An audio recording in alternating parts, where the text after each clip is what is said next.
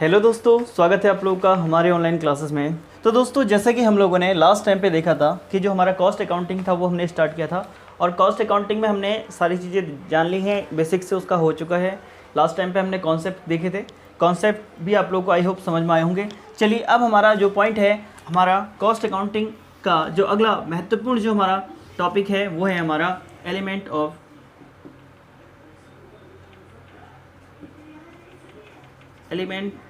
Of cost accounting.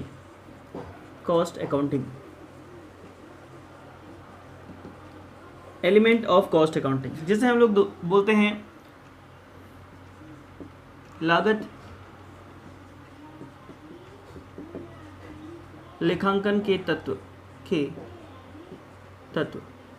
दोस्तों, अब हम लोग बात कर रहे हैं जो हमारी लागत लेखांकन के तत्व होते हैं उस पर हम लोग चर्चा करेंगे, और जो हमारे एलिमेंट हैं, जो बेसिक एलिमेंट है या प्रिंसिपल ऑफ एलिमेंट हम लोग बोलते हैं, जिस पे हमारी पूरी कॉस्ट अकाउंटिंग डिपेंड करती है, इन्हीं चीज़ों का वो एनालिसिस करती है बार बार। तो वो कौन कौन से एलिमेंट हैं उसको हम लोग जनरली समझेंगे कि जो हमारे कॉस्ट अकाउंटिंग के एलिमेंट हैं, मेनली हमारे तीन जो प्रिंसिपल ऑफ एलिमेंट हैं, किसके तीन बेसिक एलिमेंट होते हैं जहाँ पर को हमारी पूरी अकाउंटिंग काम करती है। तो सबसे पहले अगर मैं बात करूँ, वो एलिमेंट का नाम है आप लोगों का मटेरियल, और दूसरा हमारा जो एलिमेंट है वो है आपका लेबर,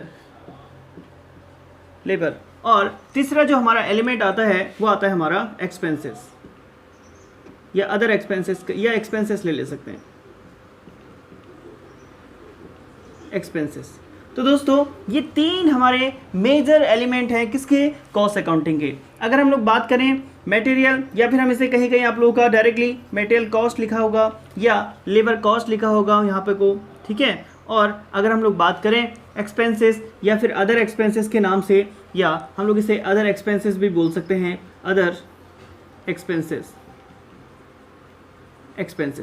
तो ये जो कॉस्ट लगने वाली है यानी मटेरियल, जब हम लोग जो हमारी कॉस्ट अकाउंटिंग है, तीन मुख्य हमारे एलिमेंट है, कौन कौन से, मटेरियल, लेबर और हमारे एक्सपेंस, ठीक है। ये तीन हमारे मेन एलिमेंट होते हैं किसी भी अकाउंटिंग के, और इन्हीं पे आधारित हमारे बहुत ढेर सारे क्वेश्चन आप लोगों के यहाँ से बनते हैं। तो चलिए बात करते हैं मटेरियल, या फिर हम बात करें सामग्री लागत, इसे हिंदी में भी लिख लेते हैं, सामग्री लागत, और इसे हम लोग बोलेंगे श्रम लागत, और ये हमारा हो जाएगा अन्य व्यय। इसके अलावा जो भी एक्सपेंसेस होते हैं वो हमारे अन्य व्यय के अंतर्गत या अदर एक्सपेंसेस के अंतर्गत आते हैं। अब हमारा जो एलिमेंट है, तो मटेरियल भी मेनली जो भी मटेरियल हमारा लगता है किसी भी प्रोडक्ट को बनाने में, तो वो वहाँ पर को जो मटेरियल इसकी फर्स्ट, यानी जो सबसे पहले जो हमारा इन्वेस्टमेंट होगा या जहाँ पर को कॉस्ट लगेगी वो हमारी कौन सी होगी, मटेरियल कॉस्ट होगी। फिर उसके बाद मटेरियल पे हमारी कॉस्ट लगेगी, फिर उसके बाद फिर उस प्रोडक्ट को बनाने के लिए जितने भी लेबर या श्रम की आवश्यकता होगी वहाँ पर को होगा। फिर इसके अलावा भी कुछ अन्य एक्सपेंसेस होते हैं जो हमारा अदर एक्सपेंसेस के अंतर्गत आता है। तो देखिए, अब इसको भी फर्दर दो पार्टों में डिवाइड किया गया है, आप लोग देख सकते हैं। इसका पहला पार्ट है, हम लोग कह सकते हैं डायरेक्ट मटेरियल और इनडायरेक्ट मटेरियल।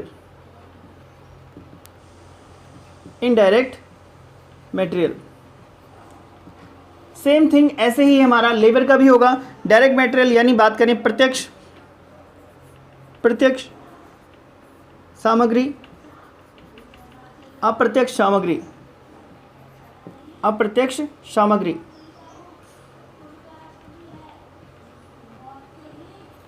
सामग्री। हमने देखा डायरेक्ट मटेरियल और इनडायरेक्ट मटेरियल। तो दोस्तों, डायरेक्ट मटेरियल की अगर हम लोग बात करें तो डायरेक्ट मटेरियल हमारा वो मटेरियल होता है, जब भी हम लोग किसी भी फिनिश गुड को बना देने के लिए जो उसके रॉ मटेरियल डायरेक्टली उसमें यूज होता है तो वो हमारा क्या होता है, डायरेक्ट मटेरियल होता है। जैसे कि अगर मैं बात करूं, अगर हम लोग फर्नीचर बनाते हैं तो फर्नीचर में हमारा जो लकड़ी का काम है तो मेनली जो वुड हो गया हमारी, वो क्या हो जाएगा, हमारा डायरेक्ट मटेरियल हो जाएगा। जो जिसका मेन काम होने वाला है वो हमारा क्या हो जाएगा, हमारा वो डायरेक्ट मटेरियल कहा जाएगा। जैसे अगर हम लोग मान लेते हैं, अगर कोई क्लोथ्स बनाते हैं, कपड़े बनाते हैं, तो कपड़ा बनाने के लिए जो रुई की रिक्वायरमेंट होगी वो रुई क्या हो जाएगी, डायरेक्ट मटेरियल के रूप में हो जाएगी। तो इसी प्रकार से बहुत सी चीज़ें हैं। अगर हम लोग कोई भी बिल्डिंग बना रहे हैं तो वहाँ पे अगर हम बिल्डिंग बना रहे हैं तो बिल्डिंग में हमारी क्या किन चीज़ों की आवश्यकता होती है, ईंट की आवश्यकता होती है, सीमेंट की आवश्यकता होती है। तो वो डायरेक्ट मटेरियल जो उसमें लगने वाला है उसे हम लोग डायरेक्ट मटेरियल कहते हैं। इनडायरेक्ट मटेरियल, इसके अलावा इनडायरेक्ट मटेरियल वो मटेरियल होगा जो हम लोग बात करते हैं। अगर हम लोग क्या कर रहे हैं, हमने जैसे मान लेते हैं हमने कोई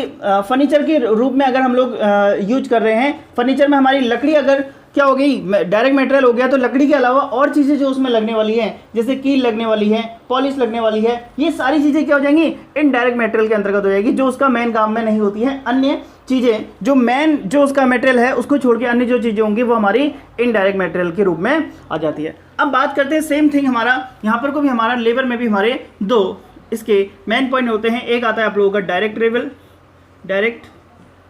लेबर, एक हमारा होता है इनडायरेक्ट लेबर।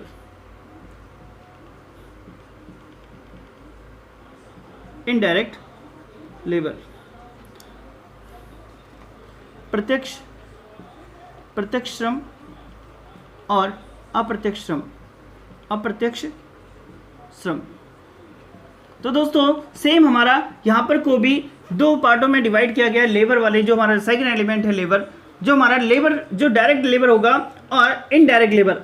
डायरेक्ट लेबर का मतलब हो गया, जैसे कि अब हमने फर्नीचर का काम किया था तो फर्नीचर को बनाने वाला जो भी कारपेंटर होगा तो वहाँ पर को वो उसका डायरेक्ट लेबर हो जाएगा। और जो इस पूरे इनडायरेक्ट लेबर उसे कहेंगे, यानी जो मेन रूप में जो वेजेस हमें देना पड़ रहा है वो हमारा क्या हो जाएगा, जो उस काम को कर रहा है, जो भी हमारा मटेरियल बन रहा है उस काम में जो डायरेक्ट रूप से लगा हुआ है, प्रत्यक्ष रूप से लगा हुआ है, वो हमारा डायरेक्ट मटेरियल हो जाएगा। इनडायरेक्ट लेबर वो हो जाएगा जैसे सुपरवाइजर हो गए, वॉचमैन हो गया, ठीक है, या फिर बात करें जो हमारे मैनेजर हो गए, मैनेजर के जो रेम्युनरेशन हो गया, उनका पारिश्रमिक हो गया, वो सब हमारा क्या हो जाएगा, इनडायरेक्ट लेबर हो जाएगा। सेम थिंग हमारा अगला जो पॉइंट आ जाता है, इसमें भी हम लोग इसे फर्दर दो पार्टों में डिवाइड करते हैं। एक हमारा होता है direct expenses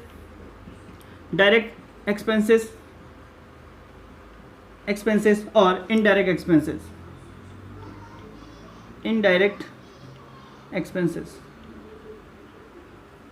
expenses. Direct expenses यानी प्रत्यक्ष व्यय, अप्रत्यक्ष व्यय। तो दोस्तों यहाँ पर को हमारा ये हमारे अदर एक्सपेंसेस में आ जाएगा। जनरली अगर हम लोग बात करें तो डायरेक्ट एक्सपेंसेस वो सारे एक्सपेंसेस जो अब इन चीज़ों को छोड़कर जो भी अन्य एक्सपेंसेस होंगे, चाहे वो हमारे बात करें ये यहाँ पे डायरेक्ट लेबर का हमारा जो चार्जेस, यहाँ पर डायरेक्ट मटेरियल का चार्जेस था, इनडायरेक्ट मटेरियल का चार्जेस था, यहाँ पर को हमारा डायरेक्ट लेबर के चार्जेस जो थे, यहाँ पर को हमारे जो भी इनडायरेक्ट लेबर थे वो भी जो चार्जेस सारे जितनी भी कॉस्ट लगनी थी लग गई। अब इनको छोड़कर जो डायरेक्ट रूप से जुड़े होते हैं किसमें, हमारे किसी भी प्रोडक्ट को बनने के लिए, तो वो हमारे क्या कहलाते हैं, वो हमारे डायरेक्ट एक्सपेंसेस कहलाते हैं। इनमें जनरली जो भी हमारा प्रोडक्शन टैक्स होता है वो प्रोडक्शन टैक्स इंक्लूड होता है। इसमें हमारा रॉयल्टी टैक्स हो गया, रॉयल्टी टैक्स हो गया। अन्य जो भी हमारे कैरेज इनवर्ड या फिर कैरेज आउटवर्ड, कैरेज इनवर्ड वाले पार्ट इसमें आ जाएंगे हमारे क्या, ये हमारे डायरेक्ट एक्सपेंसेस में हमारे पार्ट आ जाएंगे। अब इनडायरेक्ट एक्सपेंसेस किसे कहते हैं, ये हमारे बिजनेस में ओवरऑल पूरे बिजनेस में किए जाने वाले इनडायरेक्ट रूप से जितने भी एक्सपेंसेस होंगे वो हमारे इनडायरेक्ट एक्सपेंसेस में आ जाएंगे। तो ये था हमारा एलिमेंट ऑफ कॉस्ट अकाउंटिंग के तीन महत्वपूर्ण पार्ट, जहाँ पर को आप लोगों को याद रखना है कि हमारे जो एलिमेंट हैं कॉस्ट अकाउंटिंग के वो तीन हैं, मटेरियल कॉस्ट, लेबर कॉस्ट और अदर एक्सपेंसेस। तो हमने बोला इन्हें फर्दर हम लोग दो पार्ट में डिवाइड कर लेते हैं, सामग्री या फिर मटेरियल में भी डायरेक्ट मटेरियल, इनडायरेक्ट मटेरियल, फिर हम लोग बात करें लेबर में भी डायरेक्ट लेबर, इनडायरेक्ट लेबर, और अदर एक्सपेंसेस में डायरेक्ट एक्सपेंसेस और इनडायरेक्ट एक्सपेंसेस। ये क्या क्या होते हैं जनरली हमने बात कर ली है। अब इन सब से मिलकर हमारे दो पॉइंट और बन जाते हैं, उसको हम लोग समझेंगे। देखिए जो भी हमारा इनडायरेक्ट मटेरियल और इनडायरेक्ट लेबर और इनडायरेक्ट एक्सपेंसेस, इन सभी को मिलकर हमारा जो कहलाता है उसे हम बोलते हैं ओवरहेड। तो याद रखेंगे इस पॉइंट को मिला के, इस पॉइंट को मिला के और इस पॉइंट को मिला के, अगर इन सभी को हम लोग बात करें इनडायरेक्ट मटेरियल प्लस हमारा इनडायरेक्ट लेबर और इनडायरेक्ट एक्सपेंसेस, इन सभी को अगर हम लोग मिला दें तो इसे हम लोग बोलते हैं क्या, इसे बोलते हैं ओवरहेड।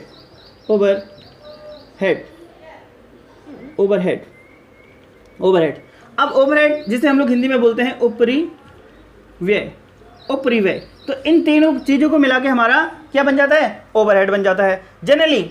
और अब बची जो शेष चीज़ें हमारी, जो हमारी डायरेक्ट मटेरियल है, जो हमारे लेबर हैं और डायरेक्ट लेबर एक्सपेंसेस हो गए, कॉस्ट हो गई, और जो भी हमारा डायरेक्ट एक्सपेंसेस हो गए, इन तीनों को मिलाकर जो हमारी जो प्राइमरी कॉस्ट होती है उसे हम लोग प्राइमरी कॉस्ट कहते हैं। जनरली जो हमारा अगला जो पॉइंट आएगा वो आ जाएगा प्राइमरी कॉस्ट।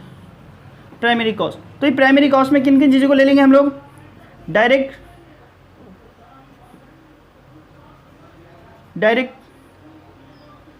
मटेरियल प्लस हमारा डायरेक्ट लेबर प्लस हमारा आ जाएगा डायरेक्ट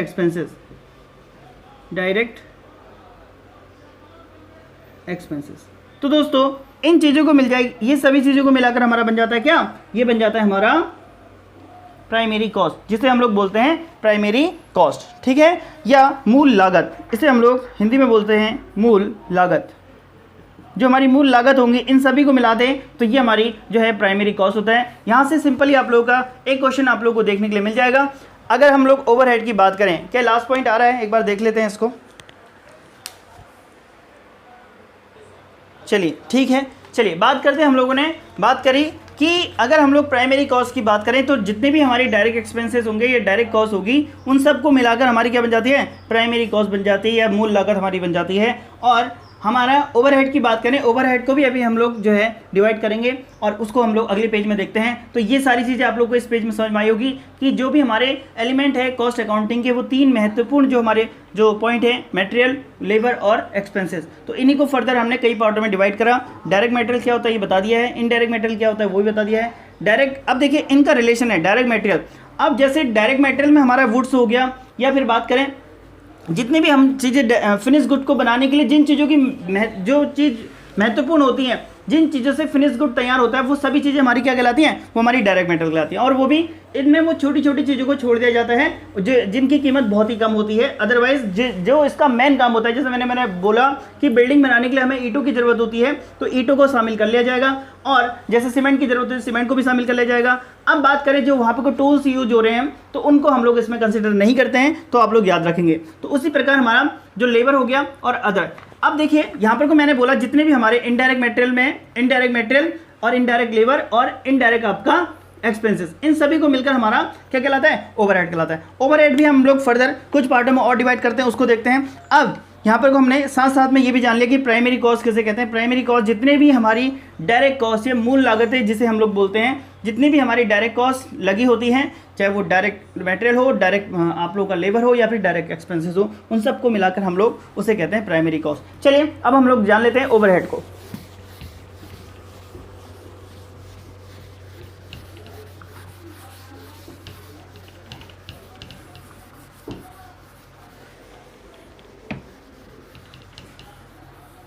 जैसे कि हमने जाना कि जो हमारा ओवरहेड है, जो भी हमारा ओवरहेड है वो किन किन चीज़ों से मिलके बना है। ओवरहेड बराबर अगर हम लोग इक्वल टू बोल दें तो हमने बोला जो भी हमारा इनडायरेक्ट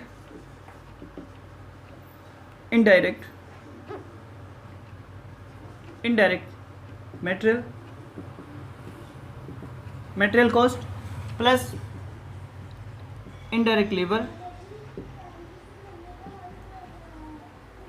लेबर, और अगर हम लोग बात करें प्लस इसमें हम लोग इनडायरेक्ट एक्सपेंसेस।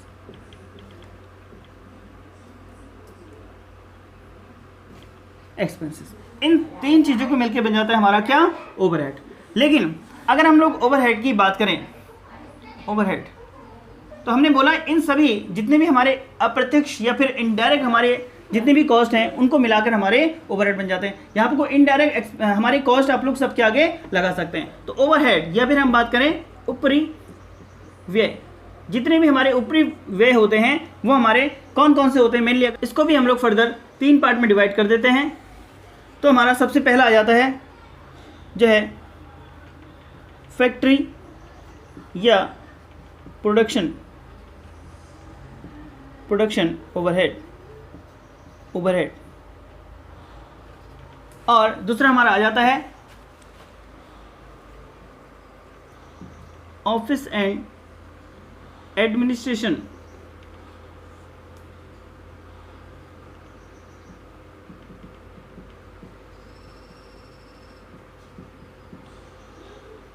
ओवरहेड, और तीसरा हमारा आ जाता है इसमें सेलिंग एंड डिस्ट्रीब्यूशन ओवरहेड। तो ये हमारे ऊपरी व्यय हैं 3 प्रकार के, हमने बोला फैक्ट्री या कारखाना या फिर बात करें उत्पादन ऊपरी व्यय, और अगर हम बात करें ऑफिस एडमिनिस्ट्रेशन जो भी हमारा ऑफिस का है और जो हमारा प्रशासन का है उससे संबंधित जो भी ओवरहेड्स हैं वो, और सेलिंग एंड डिस्ट्रीब्यूशन ओवरहेड। तो ये 3 हमारे मेनली होते हैं। अब इसके अंतर्गत कौन कौन से आते हैं, जैसे कि आप लोग नाम ही से पहचान रहे हैं इनके, जैसे नाम है उसी के अकॉर्डिंग जितने भी एक्सपेंसेस होंगे वो उससे रिलेटेड होंगे हमारे ओवरहेड से। जैसे फैक्ट्री है और प्रोडक्शन है, तो ये जितने भी हमारे फैक्ट्री और प्रोडक्शन से रिलेटेड जितने भी हमारे ओवरहेड होंगे, जैसे हम बात करें फैक्ट्री रेंट हो गया,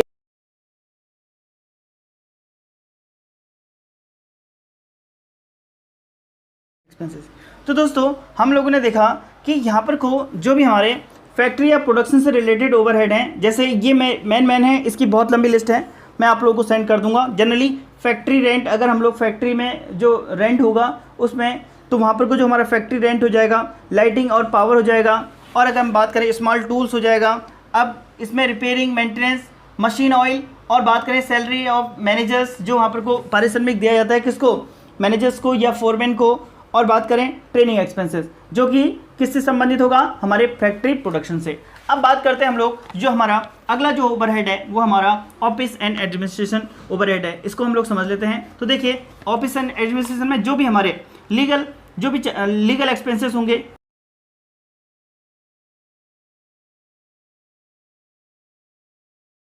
तो ये काफ़ी चीज़ें हैं जहाँ पर को हम लोग बात कर सकते हैं। जो भी हमारे ऑफिस एंड एडमिनिस्ट्रेशन से रिलेटेड हमारी जो मेन है, हम लोग अंदाज़ा लगा सकते हैं। जो भी हमारे ऑफिस या एडमिनिस्ट्रेशन से रिलेटेड जितने भी लीगल एक्सपेंसेस हो गए, बिल्डिंग रेंट हो गया, स्टेशनरी एक्सपेंसेस हो गए, टेलीफोन एक्सपेंसेस हो गया, रिपेयरिंग एक्सपेंसेस हो गया, या स्टाफ सैलरी हो गया, तो ये सारी चीज़ें किस में आ जाएंगी, हमारी ऑफिस एडमिनिस्ट्रेशन के अंतर्गत आ जाएंगे। अब हम लोग सेलिंग डिस्ट्रीब्यूशन की अगर हम लोग बात करते हैं, तो सेलिंग डिस्ट्रीब्यूशन में हमारा लेंगे, तो हमने बोला कि जो हमारा सेलिंग डिस्ट्रीब्यूशन होगा, यहाँ पे कुछ सेलिंग डिस्ट्रीब्यूशन के अंतर्गत हमारा सेल एंड डिस्ट्रीब्यूशन के अंतर्गत हमारा जो भी एडवर्टीजमेंट एक्सपेंसेस हो गए, जो भी हमारे कैरेज आउटवर्ड हो गया उसको ले जाने का गोडाउन तक का, फिर गोडाउन एक्सपेंसेस हो गया, गोडाउन रेंट हो जाएगा, वो कमीशन या फिर डिस्काउंट अगर हम लोग दे रहे हैं तो वो सारे हमारे किस में आ जाएंगे, हमारे सेलिंग डिस्ट्रीब्यूशन में आ जाएंगे। इसके अलावा सैलरी ऑफ किसके, जो सेल्स मैनेजर होगा उसकी सैलरी दे रही होगी, या एंड जो भी स्टाफ होगी उसकी सैलरी अगर हम लोग देते हैं वो हमारा सेलिंग डिस्ट्रीब्यूशन। ये हमारे वो मेन एक्सपेंसेस हैं जो डायरेक्टली जुड़े होते हैं इन्हीं जो इनके नाम मैंने बोला फैक्ट्री ऑफ प्रोडक्शन ओवरहेड। तो ये सभी ओवरहेड्स को मिला के हमारा बन जाता है ओवरहेड्स। तो ये सारे ओवरहेड हमारे कौन कौन से, जिसमें डायरेक्ट मेटेरियल भी है, इनडायरेक्ट लेबर भी है, इनडायरेक्ट मेटेरियल, इनडायरेक्ट लेबर और इनडायरेक्ट एक्सपेंसेस, ये सारी चीज़ें हम लोग कवर करते हैं। तो दोस्तों जैसे कि अभी मैंने लास्ट टाइम पे आप लोगों को बताया कि जो हमारी प्राइमरी कॉस्ट होती है, जो भी हमारी प्राइमरी कॉस्ट, तो प्राइमरी कॉस्ट के अंतर्गत हमारे जितने भी हमने बोला डायरेक्ट मटेरियल शॉर्ट में लिख रहा हूँ, प्लस डायरेक्ट लेबर, प्लस हमारा डायरेक्ट एक्सपेंसेस, तो ये जो भी चीज़ें थी इन सभी में से हम लोग जो है लेस कर देते हैं। जो भी हमारी प्राइमरी कॉस्ट आएगी उसमें हम लोग एक काम और करेंगे, उसमें से हम लोग लेस करेंगे जो भी हमारी अब नॉर्मल लॉसेस होंगे, अब नॉर्मल अगर अब नॉर्मल जो कॉस्ट होगी या लॉस होगा, कॉस्ट बोल दो या लॉस बोल दो, तो उसको हम लोग माइनस करेंगे तो हमारा प्राइमरी कॉस्ट निकल जाएगी। तो आप लोग इस पॉइंट को नोट कर लीजिएगा। तो अभी हमने जाना जो भी हमारे एलिमेंट ऑफ कॉस्ट थे, बस यहाँ से आप लोग इतने ही क्वेश्चन बनते हैं। आप लोगों से जनरली पूछ लिया जाएगा कि ओवरहेड्स में किन किन चीज़ों को शामिल किया जाता है, या बात करें प्राइमरी कॉस्ट में क्या क्या चीज़ें शामिल होती हैं। ये डायरेक्टली पूछे जाने वाले क्वेश्चन हैं, और क्या क्या होते हैं और क्या क्या हमने इसका क्लासिफिकेशन था। डायरेक्ट मटेरियल, इनडायरेक्ट मटेरियल क्या होता है, डायरेक्ट लेबर, इनडायरेक्ट लेबर क्या होता है, ये सारी चीज़ें हमने जान ली है। अब हम लोग 1 बाय 1 करके जान लेंगे। इसने अलग से हेडिंग भी दे रखा है। जो हमारा मटेरियल है, मटेरियल को थोड़ा सा देख लेंगे, और जो भी हमारा लेबर है, लेबर को भी हम लोग देख लेंगे कि इनसे और क्या क्या क्वेश्चन बनेंगे अगली क्लास में। चलिए दोस्तों, फिर मिलते हैं अगली महत्वपूर्ण क्लास के साथ। आई होप आप लोगों को ये सारी चीज़ें समझ में आई होगी, और अगर जो चीज़ें नहीं आई हैं तो आप लोग मुझसे कांटेक्ट करके उससे पूछ सकते हैं कि अदरवाइज़ इसमें क्या